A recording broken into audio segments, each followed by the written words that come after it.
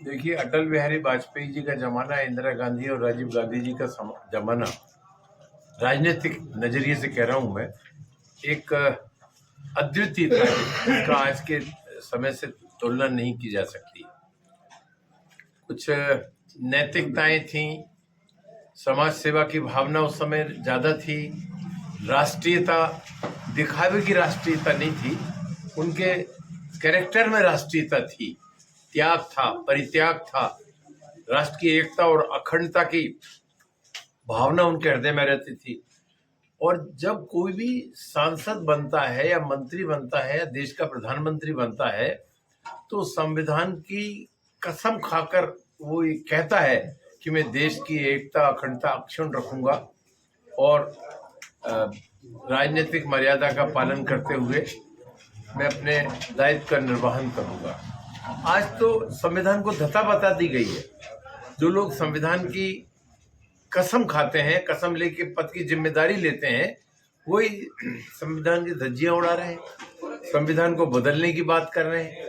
संविधान के आदर्श, आचार संहिता और जो फ्रीडम ऑफ स्पीच, जो एक आम साधारण व्यक्ति को बोलने का जो अधिकार है, उसी पे अंकुश लगाया जा रहा है, मीडिया पर अंकुश लगाया जा रहा है। उन नए नए कानून बनाकर उन्हें बाधित करने का प्रयास किया जा रहा है, चाहे यूट्यूब हो, चाहे वो आपका व्हाट्सएप हो, चाहे फेसबुक हो, चाहे वो इलेक्ट्रॉनिक मीडिया हो, जिनको सरकार परमिट देती है, मदद देती है, उनको उनका स्पोक्समैन बनाने के प्रयास कर रहे हैं। कांग्रेस के समय में, अटल बिहारी वाजपेयी जी के समय में ऐसा कभी नहीं हुआ। आज की भाजपा में और उस समय की भाजपा का चाल, चरित्र और चेहरा बदल गया है। वो राष्ट्रीयता से परिपूर्ण थी, आज ये सिर्फ लड़ाई कुर्सी की, स्वार्थ की और अपने खुद के निहित राजनीतिक दल की बात करते हैं।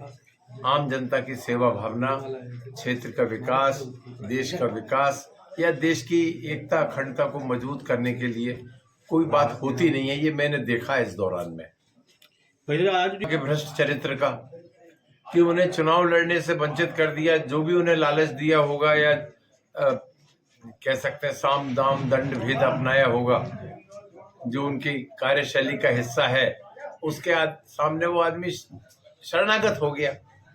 अब क्या हुआ, अधिकारों का, धाराओं का, संविधान का कितना मिसयूज करते हैं।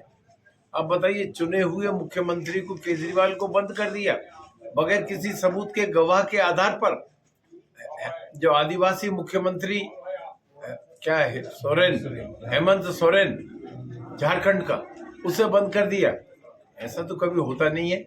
और उसमें जिस धारा में ईडी के जांच के परिधि में लेकर बंद किया है, जेल में डाल दिया है, उसमें जमानत की कोई धारा नहीं है। जबकि जो पीएमएलए कोर्ट है या जो ये एक्ट है, ये शातिर बदमाशों के लिए है, राजनीतिज्ञों के लिए नहीं है, देशद्रोहियों के लिए है, जो मनी लॉन्ड्रिंग करते हैं, इधर से उधर मनी करते हैं या काले को सफेद करते हैं, उनके लिए है। मैं पूछना चाहता हूँ, इलेक्ट्रॉनिक बॉन्ड मनी को, इधर से काले धन को सफेद कर धन बदलने का गोरख धंधा है।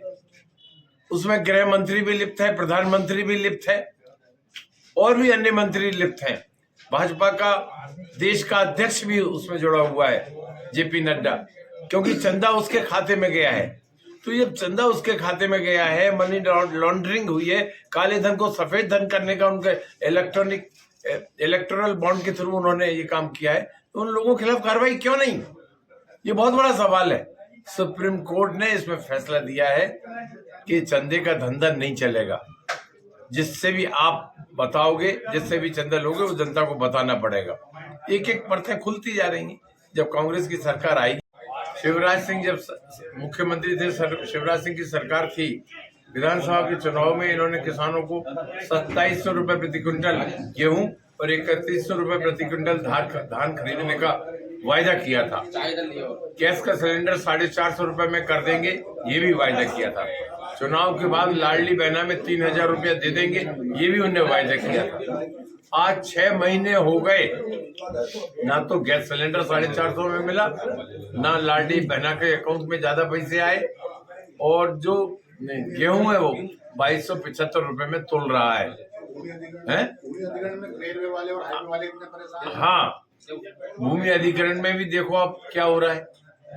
रेलवे की भूमि अधिग्रहण हो रही है, सड़क की हाईवे की भूमि अधिग्रहण हो रही है, परंतु कांग्रेस के समय में ये था कि भूमि अधिग्रहण हो तो बाजार भाव का 4 गुना पैसा किसान को मिलना चाहिए। आज हम देख रहे हैं कि वो बाजार भाव का जो दाम है वही बड़ी मुश्किल से सेटल हो रहा है। तो हमारे कांग्रेस पार्टी ने ये कहा है, खड़गे जी ने और राहुल गांधी ने, कि हम सत्ता में आएंगे तो वो कानून वापस लाएंगे जो डॉक्टर मनमोहन सिंह जी के टाइम पर था। यदि शासकीय काम में या किसी भी कार्य के निर्माण में सरकार को भूमि की जरूरत है तो उसको बाजार भाव से 4 गुना उस किसान को देना पड़ेगा उसके लिए। दूसरी बात जो हमारी मैनिफेस्टो में सबसे महत्वपूर्ण है, हमने वायदा किया है, वचन दिया है कि हमारी सरकार, इंडिया गठबंधन की सरकार दिल्ली में बनेगी तो हम जो अनाज का मूल्य है वो स्वामीनाथन फार्मूले के हिसाब से तय करेंगे। यदि गेहूं की लागत 2000 रुपये आ रही है बढ़े हुए समय में, खाद, बीज, बिजली और डीजल, पेट्रोल इन सब के कारण, तो हमें उसको 50% बढ़ाकर 3000 रुपये उसको निश्चित करेंगे। 3000 रुपया प्रति क्विंटल गेहूं की फसल के दाम किसान को मिलेंगे। ये हमारे मैनिफेस्टो में कहा गया है।